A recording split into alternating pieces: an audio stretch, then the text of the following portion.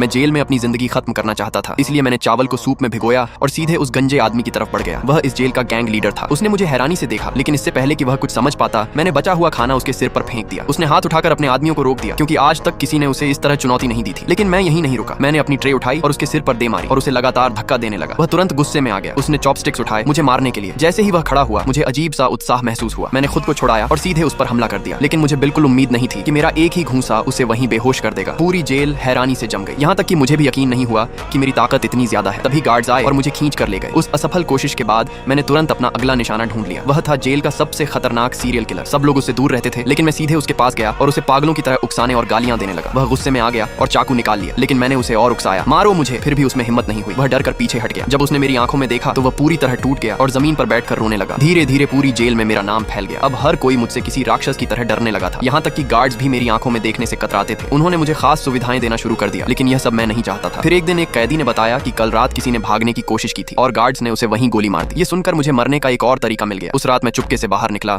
और गार्ड्स को उकसाने लगा ताकि वे मुझे गोली मार दें। वार्डन ये सब मॉनिटर पर देख रहा था। उसने फैसला किया कि वह मेरी इच्छा पूरी करेगा। गार्ड्स का एक समूह मुझे चारों तरफ से घेर लिया और जैसे ही स्नाइपर ट्रिगर दबाने वाला था, तभी वार्डन को कुछ अजीब लगा।